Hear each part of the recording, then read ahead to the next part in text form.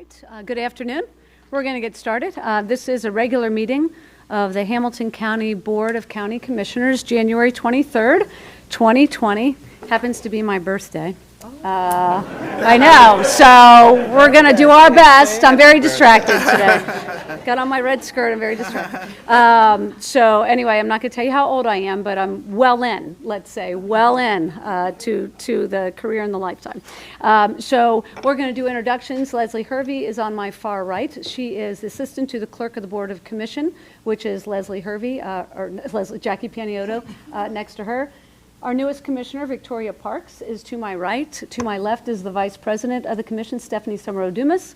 Next to her is Jeff Aludo, county administrator, and legal counsel Michael Friedman is at the end. We start our meetings with silent prayer and the Pledge of Allegiance, so please stand if you can.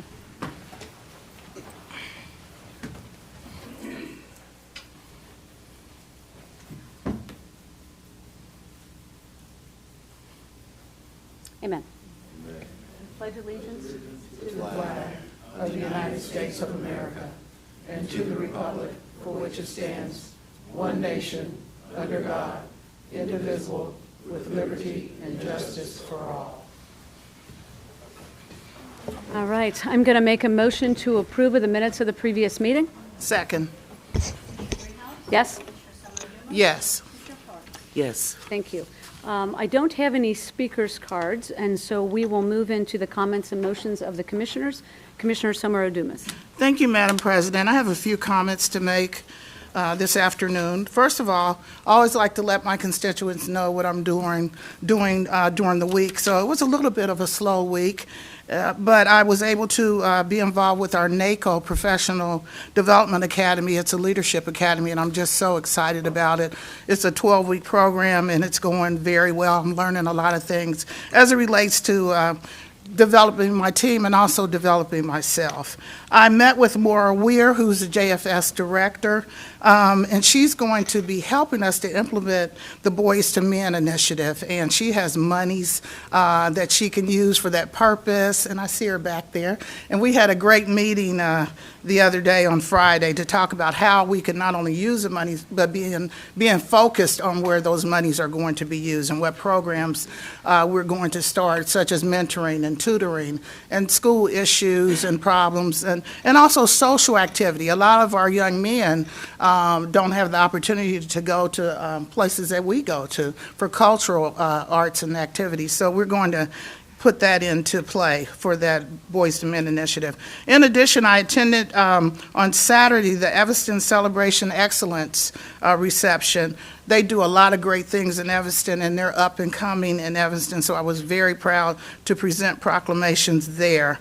And then that evening, there was also the Sentinel Police Association had a scholarship dinner recognizing Dr. Martin Luther King and those students in our area. Also on Tuesday, attended the African American Chamber annual meeting. It was my first time to be able to get over there in the last year because their meetings have been on Thursday. So luckily it was on a Tuesday. So I was able to go along with my assistant. And then today I had another NACO webinar that lasted about an hour for our whole group, and it was very interesting. Now, Madam President, I just want to make a few comments. As we know, Monday, we celebrated a great man, Dr. Martin Luther King, Jr. It was a federal holiday. It was, the city and county decided, it's a federal holiday. We had almost 11,100 employees that were off to celebrate this great man. But I'm just a little bothered. I did some research, and the number of nonprofits, companies, agencies, corporations that did not observe the accomplishments of this great man is very bothering to me. If what I heard from all the companies that come in here and the agencies that come in and they're asking for millions and they say they agree with our vision and our goal and our mission for Hamilton County, all I'm asking is in a form of unity that you kind of rethink the importance of observing that day, and I think maybe next year, hopefully, I will not see so many companies and agencies that are not observing that event. And so that will end my report until we get ready for, should I do the by leave now? Okay. So I have one by leave. Very excited about it. And I would ask if Bishop Louis T. Hilton could stand up at the podium. That would be great. And I'm going to read a resolution, but first, before I read that, Dr. Martin Luther King Jr. has many great quotes. And one that I'd like to take a little bit from what he said is, there comes a time when one must take a position that is neither safe or politic or popular, but he must make it because his conscience tells him it's right. And for me, it's right for Hamilton County. So I just wanted to say that. And now I will read the resolution. Whereas the Board of County Commissioners of Hamilton County, Ohio, requires the services of an administrative aide, which position is declared exempt from the classified service in accordance with Ohio Revised Code. And whereas Bishop Louis T. Hilton possesses the required qualifications of this position. Now therefore be it resolved by the Board of County Commissioners of Hamilton County, Ohio, that Bishop Louis T. Hilton be and is hereby appointed to the full-time unclassified position of administrative aide in the office of the Board of the County Commissioners effective January 23rd, 2020, and be it further resolved that Bishop Louis T. Hilton shall be compensated at $67,635.57 annually, 32.52 hourly, pay grade 22, and be it further resolved that the clerk of the board be and is hereby authorized and directed to certify copies of this resolution to the Hamilton County Human Resources Department and Bishop Louis T. Hilton, adopted at a regularly adjourned meeting of the Board of Commissioners of Hamilton County, Ohio, on this 23rd day of January 2020. And I bring this forward to you, Madam President, for a vote for this resolution. So you're making a motion? I'm making a motion to approve the resolution. And I'll second. Commissioner Greenhouse? Yes? Commissioner Samara? Yes. Commissioner Parks? Yes.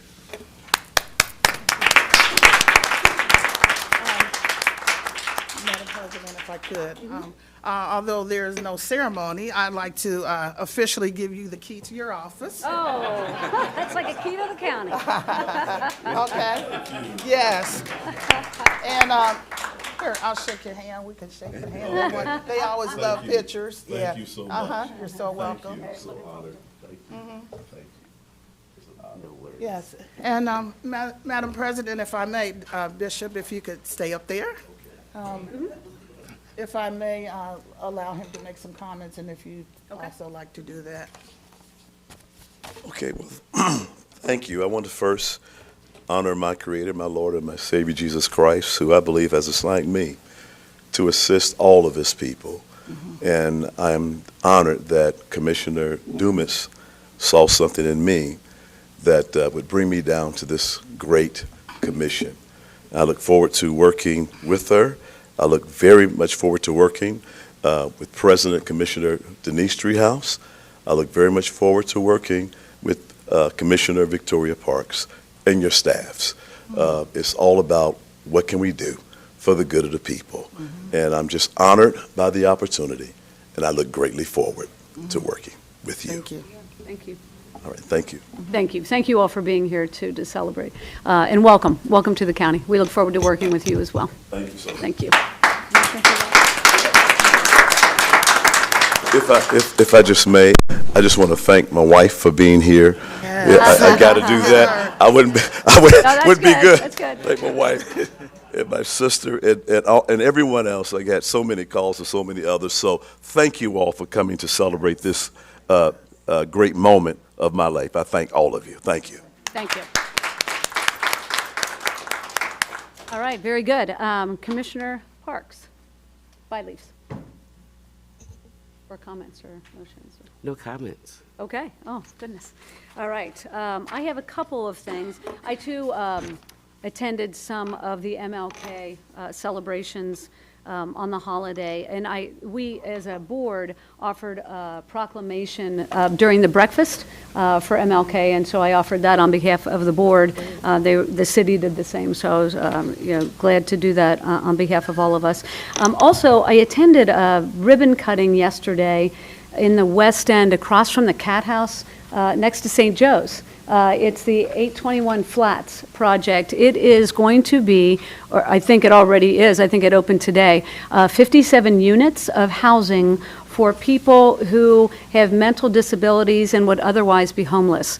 So Tender Mercies is the partner agency that is going to run the facility, but it was this great collaboration between the city, the county was in, we kicked in about $300,000 for that through our home funds. The city also kicked in, and collectively it was near $1 million that we did as government, but it was like a $10 or $11 million project. And so there were banks involved.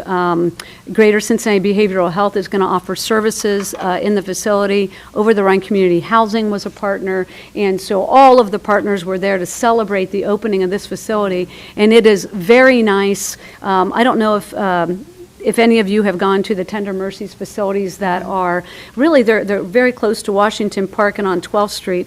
I've been volunteering for 25 years, once a month, taking a meal down, and it's a nice facility, but it is tight. And so this facility is larger, it has some community rooms, and it was just really a spectacular celebration of the work that Tender Mercies is doing, and collectively with all of us to say we need to offer a space with dignity to people in this community that need the help. So anyway, I represented the commission, I was able to speak, and it went really well. The last thing I have is a by-leave item. It is a resolution. We did our committee assignments before Commissioner Parks was here, and so we are going to backtrack a little bit and amend our resolution to include the committees that Commissioner Portune had staffed or had participated in, and have Commissioner Parks take on those responsibilities. So the resolution is amending a resolution designating members of the Board of County Commissioners to serve on various committees, councils, and or boards for the year of 2020. And so I'm offering this and making a motion to adopt it. Second. Commissioner Dreehouse? Yes. Commissioner Samara Dumas? Yes. Commissioner Paul? Yes. Just increased your workload, Commissioner Parks. Thank you, Commissioner. You're welcome. All right, very good. That's all I have. We will move on to Administrator Aludo. Thank you, Commissioners. Just one by-leave today. So back in October, the board passed should preface this by saying the county facilities convention, the Hamilton County Convention Facilities Authority is meeting tomorrow for the purpose of acting on the necessary resolutions to allow for the acquisition of the headquarter hotel property to get that under public control. The Board of County Commissioners voted in October of last year to provide myself as administrator with the authority to execute all documents associated with that same activity of getting that property under control. The prosecutor's office has suggested that because we now know the specifics relating to the 9th supplement to the cooperative agreement, which is that Convention Facilities Authority document, that while I currently have the authority to execute those documents, that we separate that out and pass a resolution specifically relating to the 9th supplement to the cooperative agreement just in advance of the CFA meeting tomorrow. There's really no change in the overall authority that I'm granted, but what it does do at least is as we move forward into the future, it provides that singular piece of documentation demonstrating that there was authorization for myself to sign off on that cooperative agreement. So I'd recommend that we do this just for a clarification to the existing record. And if there are any questions, I'd be happy to answer them, Commissioners. Are there any questions or comments? Comments, Madam President. When we voted on this before, I voted no because I still believe that this is the worst deal I've ever seen. Millennium Hotel, and as we look at the numbers that are going up, it was 36 million needed to do to revamp or demolish that hotel. I am very much aware that we need a hotel that can hold more people. I'm not against that, but the property, the value of the land and the building was way farther than what I thought it should be, and now it's 54 million we need for this same opportunity. It's going to take a year to demolish this property, and I am still voting no on this resolution. Thank you. Any questions or comments? No, no comments. Okay, so I just want to offer a little bit of clarity. So from my perspective, the vote that we have taken in the past allows the administrator the authority to move forward. Right. And I think that still remains, but the prosecutor has asked us to provide more clarity through an additional resolution, so that is what we're being asked to do today. The dollars, though, have not changed. The asking price is the same. It's the demo that has added to the overall cost of the project. So just by way of clarity, no Well, that's what I dollar said. amounts have changed. Yeah, the demolition adds it on. Okay. So I'm clear with that. Okay, Yeah. thank you. All right, so I will move that we approve of the resolution consenting to and authorizing the ninth supplement to the cooperative agreement. Second, Commissioner Dreehouse? Yes, Commissioner Samara? No. Commissioner Foil? yes. thank you. Good enough? Okay. It's okay. Okay, thank you for that. Jeff, do you have anything else? Nothing further, thank you. Okay. We have a public hearing scheduled 5 minutes ago, so we're close to on time. This is our third hearing related to this topic. It's to consider the Community Development 2020 through 2024 Consolidated Plan and 2020 Action Plan. We've had two presentations at our public hearings related to this. So Boubacar is here, Boubacar Jallo, with Planning and Development, along with James Noyes, the director. And so I don't know, is there anyone here to speak to this item or participate in the public hearing? All right, with that, if you could please summarize some of what we've heard in the other two hearings, just to kind of give us the overview. And then my understanding is we will close the hearing, and then we will have an action item in front of us next week. Is that correct? Yes. Okay, all right. Sorry? All right, I will formally open the public hearing, and if you could take it away, we'd Sure. be grateful. I'm Boubacar Diallo. I'm with Community Development, and we're here to talk about the 2020-2024 Consolidated Plan and 2020 Action Plan. And I'm not going to go over everything. The plan is online. We have a full presentation in the back, and also on the 10th floor, the plan is available for anyone who would like to see it.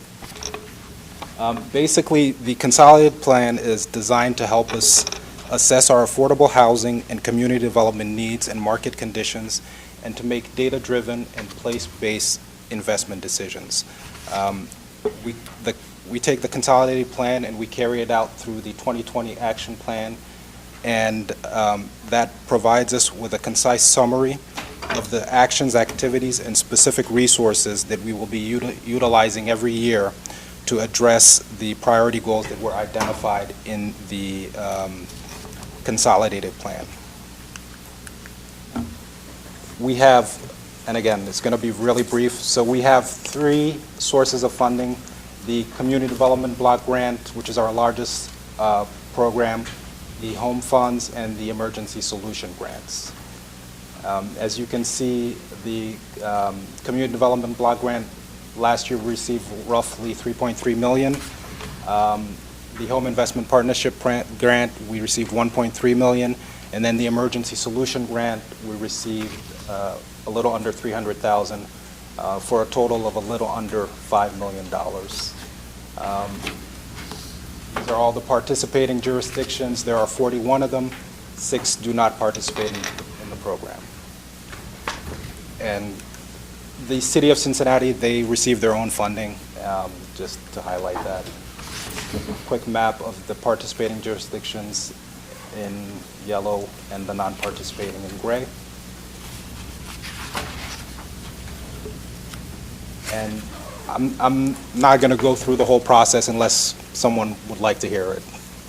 Anybody? No, so I'm just going to flip on through. As mentioned, we've had public hearings, we've done surveys, put out legal notices. I'm just really just going to highlight one of the minor changes that we've had. The one is setting aside funding for the HUD-led pollution grant. It's a grant that should be about $2 million that will help with testing, education, and abatement of lead hazards. There's the implementation of the community-wide housing strategy, and there's going to be a proposal to implement a Section 108 loan, which would help with economic development. Currently, we have the Community Development Assistant Program where we have about $300,000 available to as the max, and the Section 108 loan is basically, it allows us to get up to 5 times our CDBG grant. And these are quickly the numbers that we anticipate over the next 5 years that we should be receiving, assuming that it stays flat. 6.7 in home.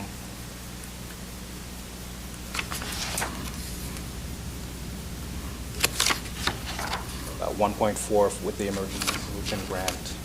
And again, some of the goals that we identified are in this 2020 to 2024 are very similar to the goals that were identified in the previous action plan.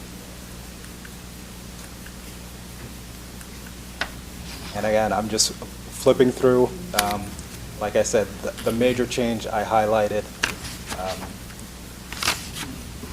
and hopefully this was brief enough. This is the last of the public hearings that we're having, and as the commissioner stated, on January 30th, there will be hopefully a resolution to approve the action plan. Okay, thank you. All right. A question that has not come up in the past hearings, could you help us understand the relationship between these programs, those dollar amounts, and the census and counting people, and what that means relative to the dollars that we receive through this program? Well, so our funding is based through a formula, and it takes into account the population, the age of the population, and the housing stock. And so I'm going to be honest with you, I don't know how the formula works, but that's what goes into the formula and determines how much we receive.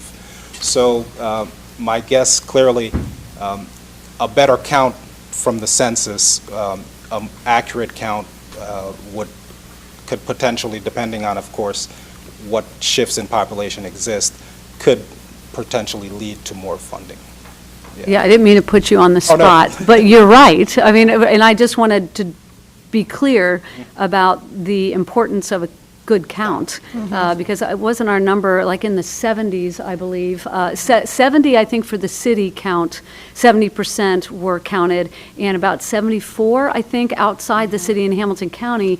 Because of that lack of counting everyone, our dollars don't reflect our population. And so I just want at every opportunity to emphasize that this count is so important, not only for, and you've got two pieces here. You've got kind of those support dollars that you talked about, and then the economic development dollars. So it's the kind of the safety net dollars and the potential, development dollars that are both relative to a good count. So I just want to emphasize again how important it is to make sure everybody gets counted so that we are getting our fair share of dollars to do the work that we are doing through planning and development at all, with all the partnerships that exist. Because the dollars I just talked about for the 821 flats, these are those dollars. That is correct. Right? Yeah, So it all works together. So anyway, thank you for And I'll just add letting some real validity to quickly that. about the census.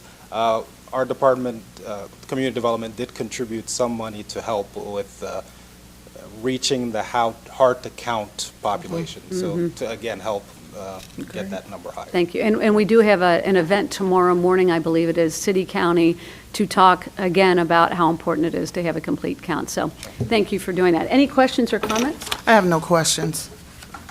Okay. All right. Thank you. Michael, do I need to close the hearing? All right. I'm going to move that we close the hearing. Second. Yes? Yes.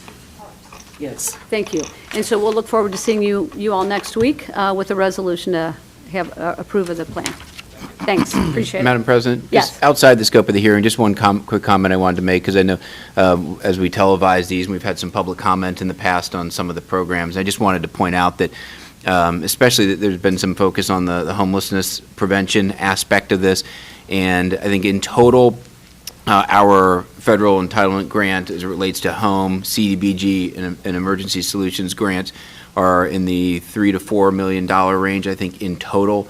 But these go for a wide array of programming. A lot of it goes for public infrastructure improvements out in communities. Some goes for affordable housing development, and really a small portion of this goes for homelessness prevention that we send to Strategies to End Homelessness, which is the centralized agency for performing those services in the county. So I didn't want someone to look at this and say, we're spending $4 million on homelessness prevention and have an unbalanced look at the results versus the dollars. So I just wanted to make that clear. Thank you. All right. We'll move into our regular agenda. The engineer's office is here. Bob is here. Is Ted not feeling well today, or? I apologize. I think he's fine, but I don't. Yeah, I'm just giving you a hard time. Yes. Thank you Yeah. for being here. So could you please help us walk through item number 1? Okay, we got a resolution journalizing an extension of the no parking zone on Delhi Pike. It's basically right around Oakwood Park Drive between Anderson Ferry and Mount St. Joe. So, that's any questions? My only question is whether or not there was public input related to the signs? My understanding is the public, basically, it was brought to our attention by the traveling drivers that in the resolution, it states that it was brought to the attention of the county engineers by Board for a portion because of safety problems caused for drivers and traveling around the eastbound lane. So that's all the public information I'm aware of, but I can try to find out more. Madam President, I can tell you, I've received outreach on this from Delhi Township, specifically from their township administrator around their support for action on this particular parcel. That's helpful. Thank you. Jeff. All right. Any other questions or comments? No questions. No questions. All right. Very good. Thank you. With that, I will move that we approve of regular agenda item number 1. Second. Commissioner Dreehouse? Yes? Commissioner Summer Dumas? Yes. Commissioner Clausen? Yes. Thank you. We've got consent agenda items 2 through 11. Are there any questions or comments related to these items? Yes, Madam President. Item number 9, I see Maura is here. I did bring up my concerns. It's a resolution authorizing renewal number 1 of the original agreement with Family, Maura, could you come up, please? Family Nurturing Center and the Hamilton County Board of Commissioners on behalf of the Department of JFS for visitation services, $1.8 million. So I'm very much aware that we need visitation services in this county. My concern more, and I mentioned this to Jeff, is as I read through my information, this company is in Kentucky. And so maybe it's based in Kentucky, I'm not sure. I know we used to years ago say buy Ohio. So I'm not saying that we need to do anything for this particular contract, but if we can throw the net out a little further and look where in Cincinnati, Hamilton County, Butler, somewhere. I know we can't pre-position vendors, but I'm sure there are other vendors that can possibly provide the service, and 1.8 is a lot of money, so.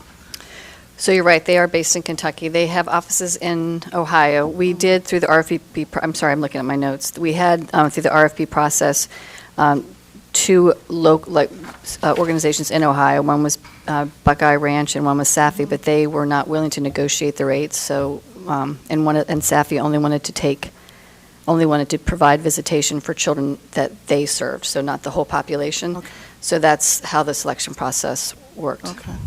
it sort of goes back to a year ago when I was saying, when we say there are only 2 people or 2 agencies that put in, that I just really think there are more. And I know you're doing a lot of work in expanding who we ask. And so if we can just really specifically look at this Okay. one, especially since it's based in Kentucky. Sure.